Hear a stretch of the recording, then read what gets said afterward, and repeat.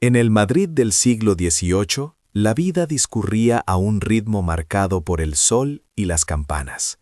Era un mundo de contrastes profundos, un laberinto de callejuelas donde la opulencia de los palacios se codeaba con la miseria de los corrales, y donde el murmullo de las oraciones en las iglesias apenas lograba acallar los ecos de la vida bulliciosa y, a menudo, brutal. En una de esas calles, no muy lejos de la Plaza Mayor, se alzaba una casa de 2 plantas con una fachada de decencia silenciosa. Sus ventanas, siempre limpias, reflejaban el ajetreo del exterior, pero guardaban celosamente los secretos que se tejían en su interior. Para el mundo, era el hogar de Vicente, un comerciante de telas con más aspiraciones que fortuna, y su joven esposa, Clara. Allí vivía Clara, o más bien, allí sobrevivía.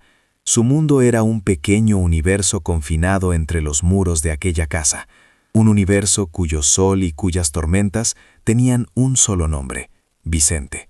Cada mañana, antes de que el primer rayo de luz se filtrara por los postigos, ella ya estaba en pie, moviéndose por la casa con la levedad de un fantasma para no perturbar el sueño de su marido. Sus manos, finas y pálidas, estaban marcadas no solo por el trabajo incesante de la casa, sino por el miedo, un miedo que se había instalado en sus huesos como una enfermedad crónica.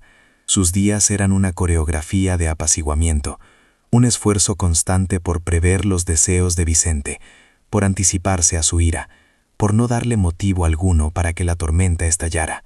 Vicente no era un monstruo a los ojos de la ciudad. En la lonja, entre sus colegas, era un hombre de palabra firme, quizás algo rudo, pero respetado. Saludaba al párroco con una inclinación de cabeza y dejaba una modesta limosna en el cepillo de los pobres. Era un ciudadano más, una pieza del gran engranaje de la sociedad madrileña. Pero las puertas de su casa eran el umbral a otro reino, un reino donde él era el único monarca y su voluntad la única ley. Su llegada a casa cada tarde era un cambio en el aire, como la quietud que precede a la tempestad. Clara aprendió a leer las señales, el sonido de sus botas sobre el empedrado, la fuerza con la giraba la llave en la cerradura, el modo en que arrojaba su capa sobre una silla. La violencia no siempre era física, a menudo era una corriente subterránea que envenenaba cada rincón de la casa. Era el desprecio en su mirada cuando la comida no era de su agrado, el silencio cortante que castigaba una pregunta inoportuna, las humillaciones susurradas en la intimidad de su alcoba, palabras que se clavaban en el alma de Clara con más saña que cualquier golpe. Se habían casado 3 años atrás. Para Clara fue la promesa de una vida, la salida de la casa de su padre, donde era una boca más que alimentar. Para Vicente fue una transacción, una esposa joven y dócil a cambio de una dote modesta que aliviaría temporalmente sus deudas. El amor nunca fue parte del acuerdo. La esperanza de Clara, sin embargo, sí lo fue, una esperanza que se marchitó con la rapidez de una flor en el estío. Los primeros meses fueron una lenta revelación de la verdadera naturaleza de su esposo. El primer grito, la primer mano alzada, el primer moratón que tuvo que ocultar bajo la manga de su vestido. Al principio lloró en silencio, rezando para que fuera un mal momento, una nube pasajera, pero las nubes se hicieron tormenta, y la tormenta se convirtió en el clima permanente de su existencia. Buscó ayuda, a su manera tímida y asustada. Una vez insinuó su desdicha a su confesor, el padre Anselmo. El anciano sacerdote, con la mirada perdida en el crucifijo, le habló de la paciencia, de la cruz que cada cristiano debe llevar, del deber sagrado de una esposa de ser sumisa y obediente. Le recomendó oraciones y resignación.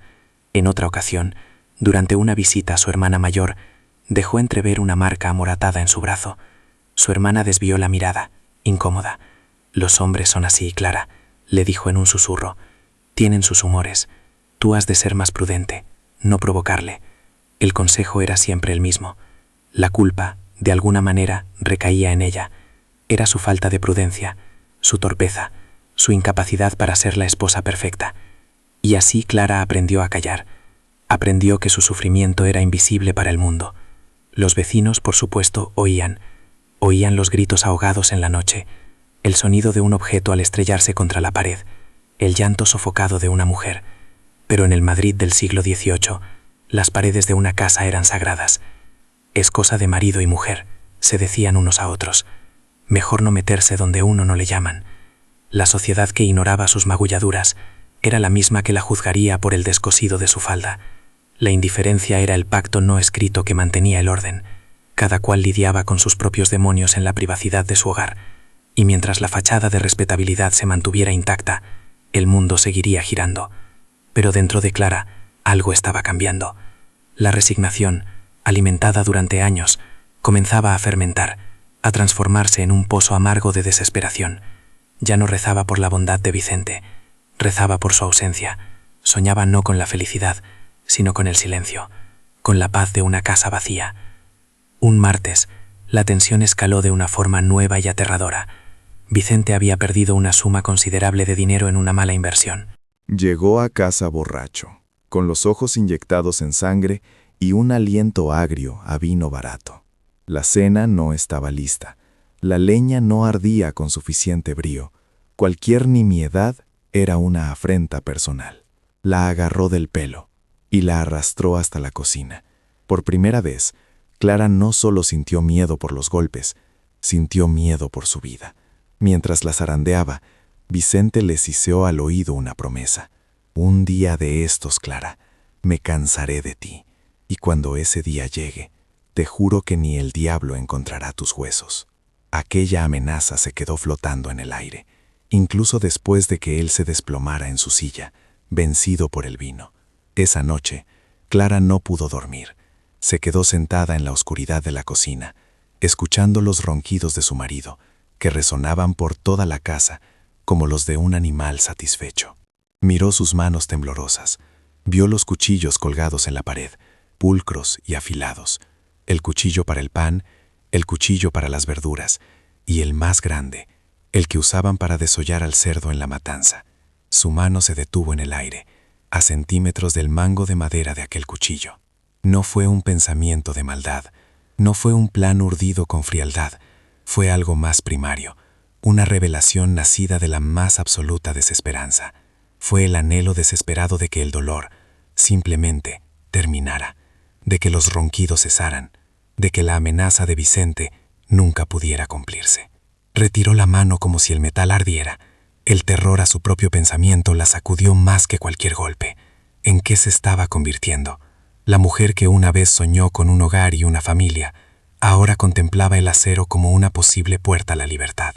Los días que siguieron fueron de una calma extraña, premonitoria. Vicente, sumido en su propia resaca y problemas financieros, apenas le prestó atención, pero Clara ya no era la misma. La amenaza de él había roto algo en su interior, de forma irreparable. El miedo no se había ido, pero ahora tenía compañía, una calma fría, una resolución que no sabía que poseía. Comenzó a observar a su marido de una forma distinta, no como a un esposo, sino como a un carcelero. Estudiaba sus rutinas, sus debilidades, la forma en que bebía hasta perder el sentido cada noche, la pesadez de su sueño, su confianza ciega en que ella era una criatura sometida, incapaz de albergar un solo pensamiento rebelde. La idea, antes un destello fugaz y aterrador, empezó a tomar forma en los rincones oscuros de su mente. No era un plan detallado, sino una certeza creciente, la certeza de que solo había dos maneras de salir de aquella casa, muerta o viuda, y por primera vez en su vida, Clara empezó a luchar por la segunda opción. Madrid se iría a dormir las noches siguientes, sin saber que tras los muros de aquella casa decente, una víctima estaba a punto de convertirse en verdugo.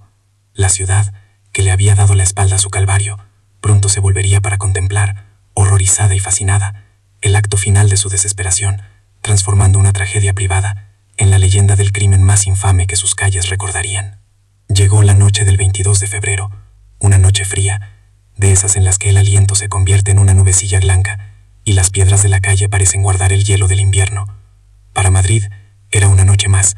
Los serenos comenzaban su ronda, sus cantos monótonos anunciando las horas y el estado del tiempo. Las tabernas se vaciaban lentamente y las familias honradas se recogían al calor de sus hogares. En la casa de Vicente y Clara, la rutina de la desdicha se había cumplido una vez más. Vicente había llegado tarde, con el andar torpe y la lengua espesa que delataban su paso por la taberna. Había cenado en un silencio hosco, arrojando la cuchara con desprecio sobre el plato a medio terminar. No hubo gritos esa noche, ni golpes, solo un desdén pesado, una atmósfera tan densa que a Clara le costaba respirar. Se retiró a la alcoba sin dirigirle una palabra, y al poco rato, sus ronquidos comenzaron a retumbar en la casa. No eran los ronquidos de un hombre que descansa, eran los estertores de una bestia vencida por el vino, profundos, guturales, ajenos a todo lo que no fuera su propia inconsciente existencia. Para Clara, ese sonido era la banda sonora de su infierno. Pero esa noche, algo era diferente. El miedo que solía paralizarla se había transformado en una extraña lucidez. Se quedó sentada en la penumbra de la cocina, junto a las brasas moribundas del hogar. No pensaba, no planeaba, simplemente escuchaba. Escuchaba los ronquidos de su marido, el latido de su propio corazón en los oídos y el goteo de un grifo mal cerrado en el fregadero, marcando el paso de un tiempo que parecía haberse detenido. Fue un impulso, no una decisión. Se levantó sin hacer ruido, sus pies descalzos apenas susurrando sobre las baldosas frías. Sus ojos, acostumbrados a la oscuridad, se posaron en la pared donde colgaban los cuchillos. Su mano, sin temblar, se dirigió directamente al más grande, el cuchillo de la matanza. El mango de madera, pulido por el uso, se sentía sólido y real en su palma. Pesaba como la decisión que acababa de tomar sin saberlo. Subió la escalera. Cada escalón de madera crujía bajo su peso, y a cada crujido, su corazón daba un vuelco. Se detenía, conteniendo la respiración, esperando a que el ritmo de los ronquidos continuara sin alteración desde la alcoba. La puerta estaba entornada. Un fino haz de luz de luna, filtrándose por un resquicio en el postigo, dibujaba una franja pálida sobre el suelo, señalándole el camino. Se asomó al umbral. Vicente yacía en la cama, despatarrado, con la boca abierta y una mano colgando fuera del jergón. La luz de la luna incidía sobre su rostro congestionado, revelando la flacidez de sus rasgos en el abandono del sueño. Por un instante, Clara vio al hombre con el que se había casado, no al monstruo. Un instante de duda, un último vestigio de la mujer que había sido.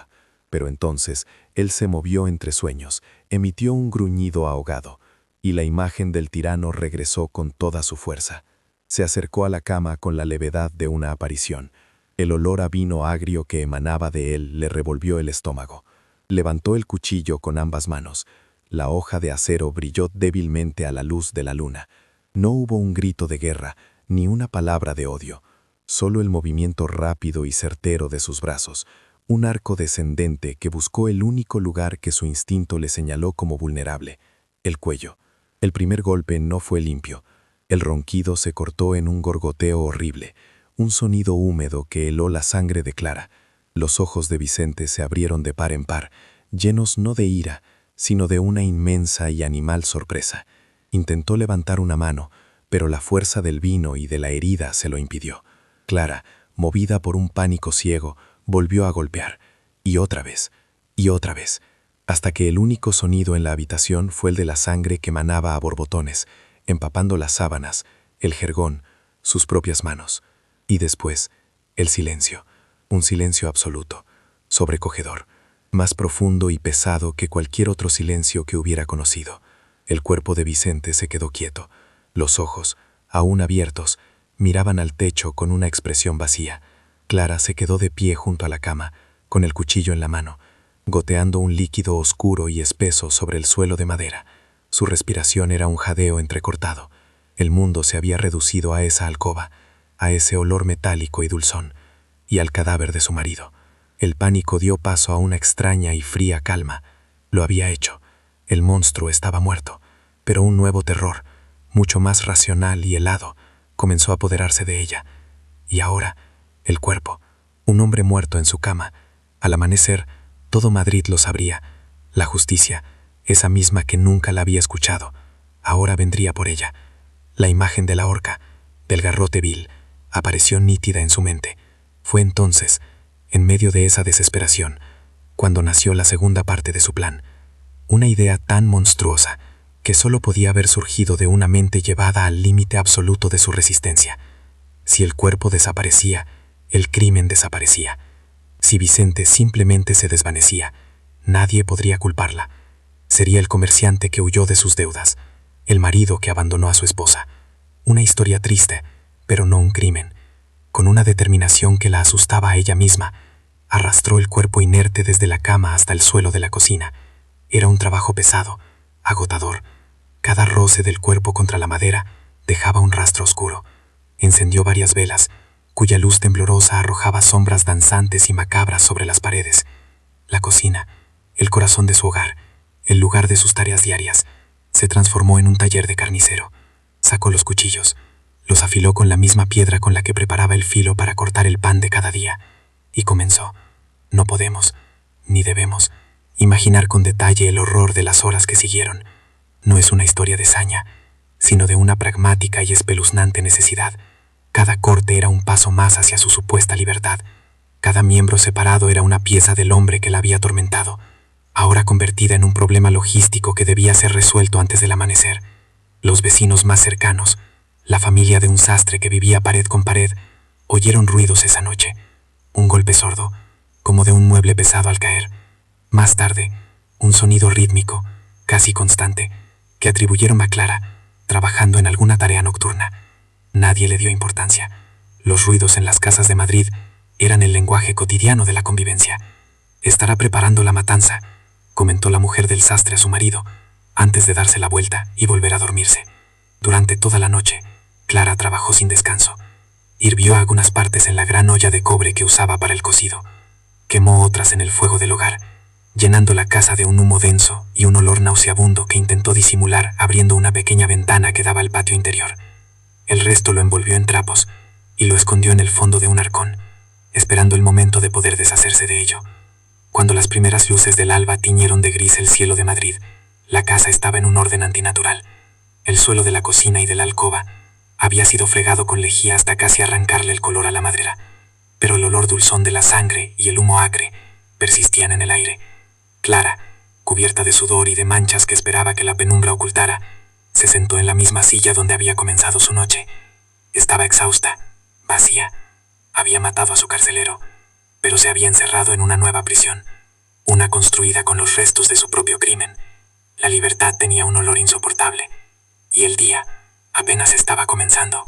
La mañana siguiente al crimen no trajo consigo el apocalipsis, sino una calma antinatural y aterradora. Madrid despertó como cualquier otro día, con el repique de las campanas de la iglesia y el traqueteo de los primeros carros de reparto. Para Clara, sin embargo, el mundo había cambiado de color.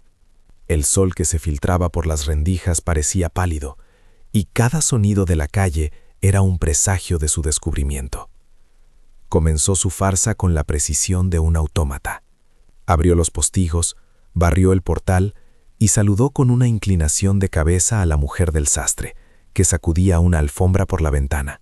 Su rostro era una máscara de normalidad, pero sus manos, ocultas en el delantal, no dejaban de temblar. El olor a lejía y a algo más, un aroma dulzón y metálico que se negaba a desaparecer, le quemaba la garganta. Cuando los socios de Vicente, dos comerciantes de paños de semblante adusto, se presentaron en la puerta a media mañana preguntando por él, Clara recitó la historia que había ensayado en la oscuridad de la noche. Se había marchado. Había recibido una carta urgente de un familiar enfermo en Segovia. Salió de madrugada, sin querer despertarla. Su voz era queda, teñida de una estudiada preocupación. Los hombres se miraron entre sí, escépticos. Conocían las deudas de Vicente, su carácter volátil. La huida era una posibilidad, una deshonra, pero una posibilidad al fin y al cabo. Se marcharon, prometiendo volver, dejando a Clara en el umbral, con el corazón martillándole en el pecho. Había ganado un día, quizás dos, pero el tiempo, sabía, se estaba agotando. Durante casi una semana, Madrid se tragó la historia de la desaparición de Vicente. Se convirtió en una anécdota más en las tertulias de los cafés y en los mentideros de la Plaza Mayor. El comerciante que había huido de sus acreedores. Una historia tan vieja como el comercio mismo. Clara, mientras tanto, vivía en un estado de alerta constante, sobresaltándose con cada llamada a la puerta, con cada mirada curiosa de un vecino. El fin de su frágil libertad llegó de la mano de un niño, un pequeño que jugaba con un aro cerca de los lavaderos del Manzanares, en una zona donde se acumulaban los desperdicios de la ciudad. El aro rodó hasta un bulto envuelto en arpillera, medio oculto entre los juncos. El niño, movido por la curiosidad, tiró de la tela.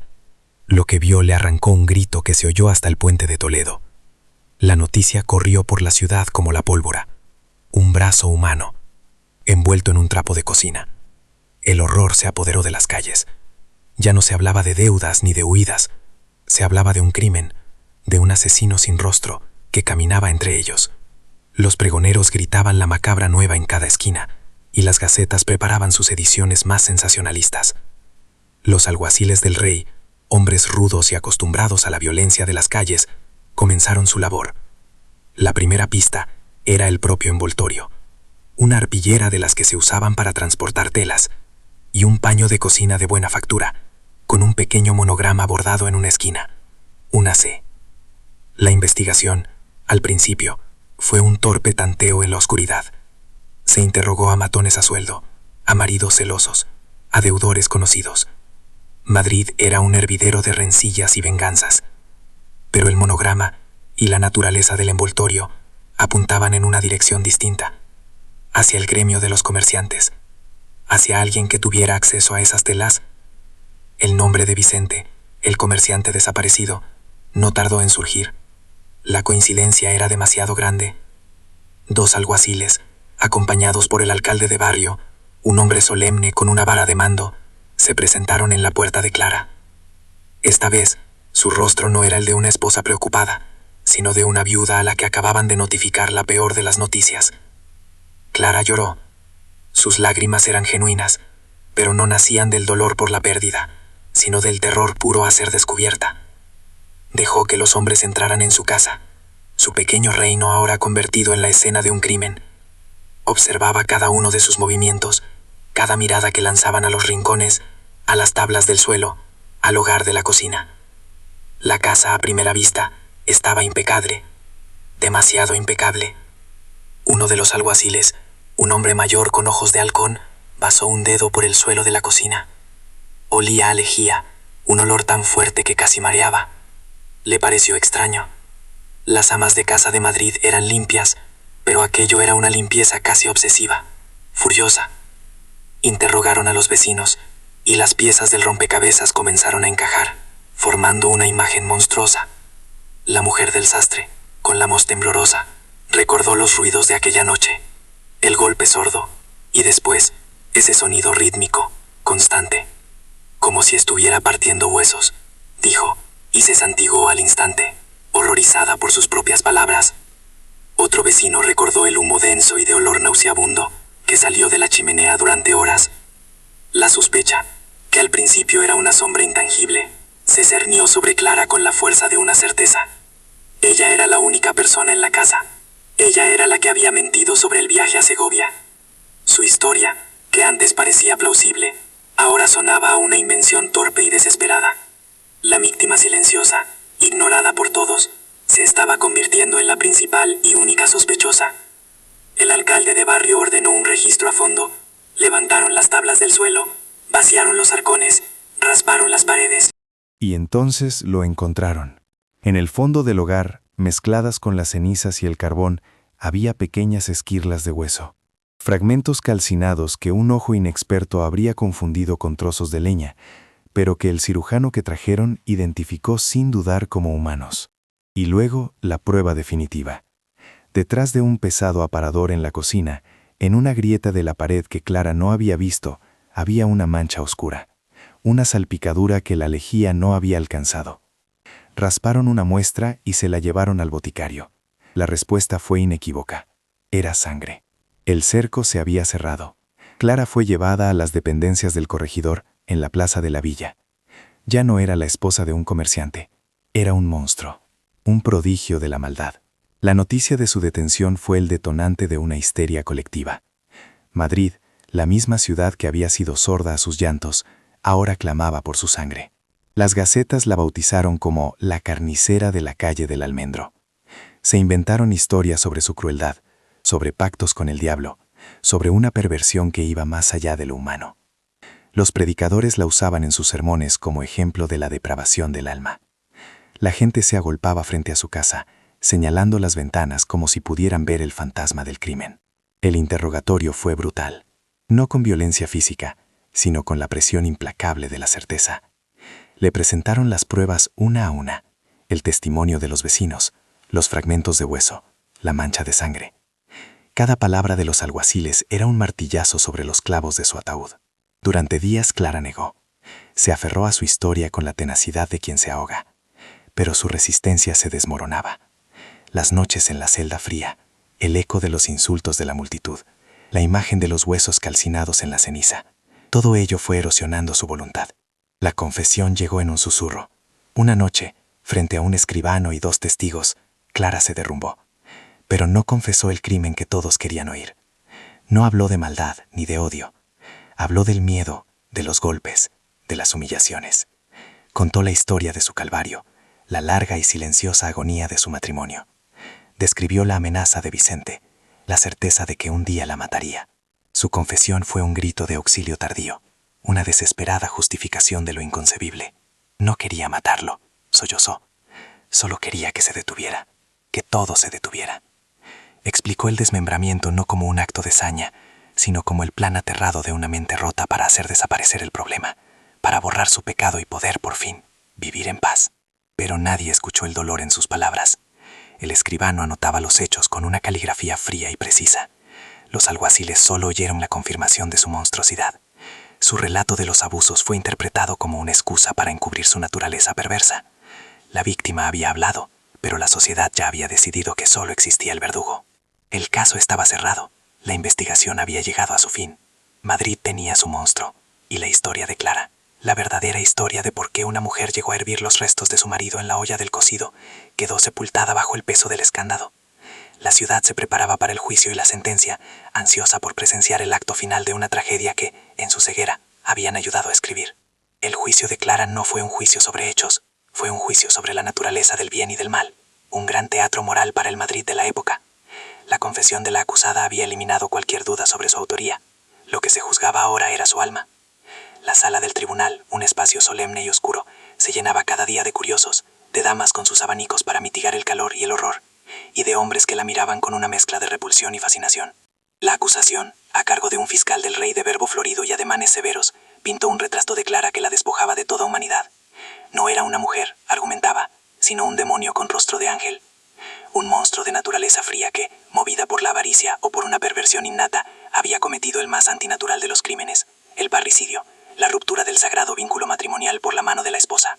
Cada detalle del desmembramiento fue expuesto con un deleite morboso, cada pieza del cuerpo de Vicente presentada como una prueba irrefutable de su maldad intrínseca. Sus tímidas alegaciones sobre los abusos sufridos, sobre el miedo constante que había regido su vida, fueron desestimadas como las argucias de una mente perversa, mentiras calculadas para despertar una compasión que no merecía. ¿Qué valor tenía la palabra de una mujer que había hervido a su marido frente al honor de un hombre que ya no podía defenderse?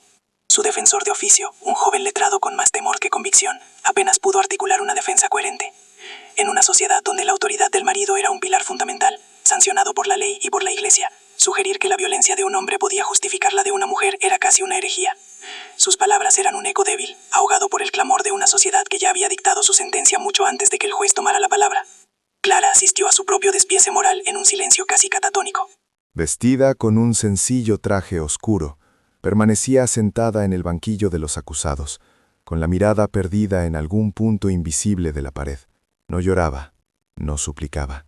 Era como si la mujer que había sido, la que temía y sufría, hubiera muerto en aquella cocina junto a su marido, dejando solo una cáscara vacía para enfrentar el escarnio público.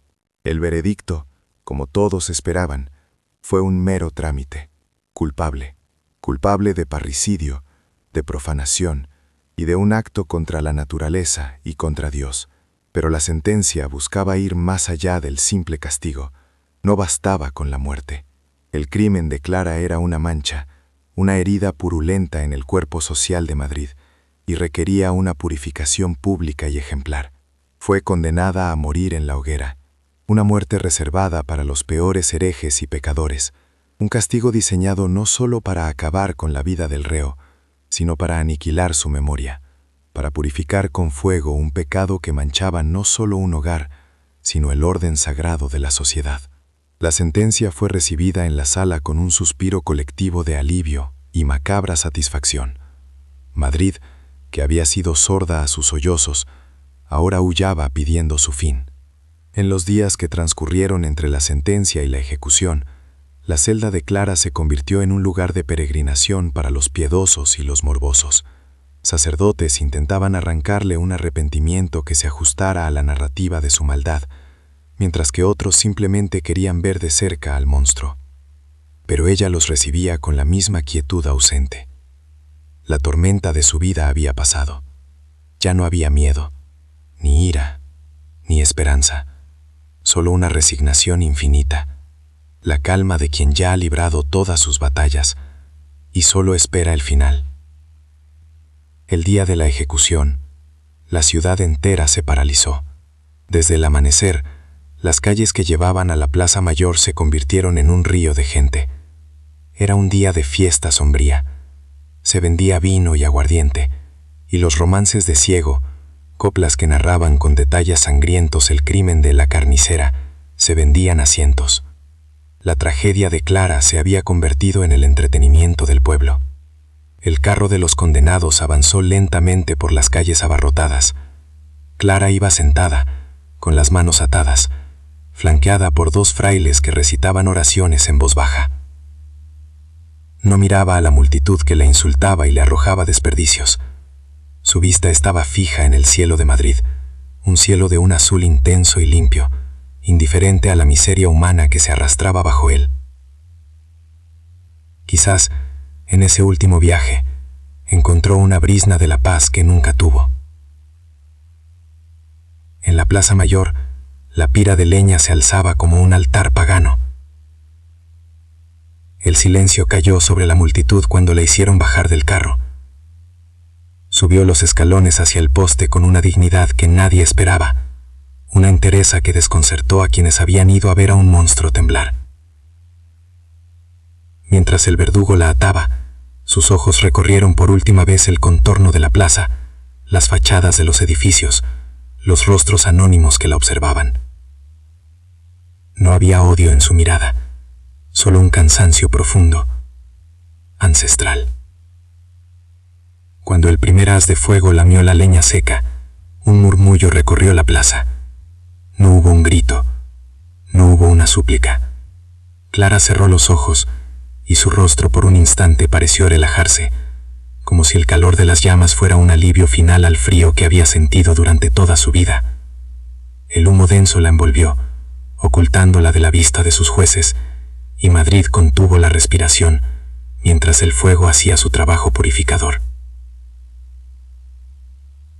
El fuego no consumió a un monstruo, consumió la historia de una mujer a la que nadie quiso escuchar. Pero su leyenda, alimentada por las cenizas de su pira, no hizo más que crecer. El nombre de Clara se convirtió en un cuento para asustar a los niños, en una advertencia susurrada a las esposas descontentas. La carnicera de la calle del Almendro pasó a formar parte del folclore más oscuro de la ciudad. La casa de la calle del Almendro quedó vacía décadas. Se decía que estaba maldita, que en las noches frías de febrero aún se podía oír el sonido rítmico de un cuchillo contra un hueso y oler un humo nauseabundo saliendo de su chimenea. Se convirtió en un lugar marcado por la tragedia, un recordatorio físico de que el horror podía anidar tras la fachada más decente. A nivel legal o social, el caso no cambió nada. Al contrario, reforzó el orden establecido. La historia de Clara se utilizó como el ejemplo definitivo de las terribles consecuencias de la insumisión femenina. Su testimonio de abusos fue convenientemente olvidado, enterrado junto con sus cenizas. La lección era clara y terrible. La sumisión era la única virtud segura para una esposa, y cualquier desviación de ese camino conducía a la monstruosidad y a la hoguera.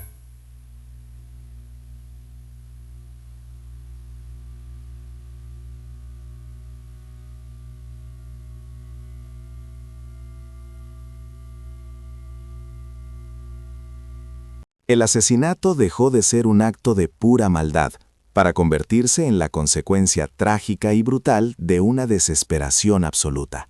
El desmembramiento, aunque horrendo, se reinterpretó no como un acto de saña, sino como la solución lógica de una mente fracturada por el trauma, un intento desesperado por borrar el crimen y con él al carcelero. Hoy, los especialistas no ven en Clara a la carnicera, sino un símbolo. Simboliza el fracaso de una comunidad entera, el fracaso de los vecinos que oyeron y callaron, el fracaso de la iglesia que predicó resignación en lugar de ofrecer refugio, y el fracaso de una justicia que solo supo castigar el efecto, sin jamás preguntarse por la causa. Su historia se ha convertido en un espejo oscuro que refleja la complicidad de una sociedad en la creación de sus propios monstruos. La fascinación por su caso nunca ha desaparecido. Ha inspirado novelas, obras de teatro y estudios académicos. Cada generación vuelve a asomarse al abismo de su historia, intentando comprender cómo una mujer pudo llegar a cometer un acto tan atroz. El debate ya no es sobre su culpabilidad, sino sobre la nuestra. ¿Fue Clara un monstruo o una víctima?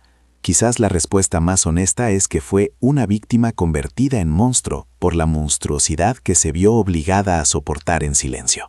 Su crimen fue un grito, el más terrible y elocuente de los gritos, en un mundo que se negaba a escuchar sus susurros. Y así, la figura de aquella mujer del siglo XVIII trasciende su propio tiempo.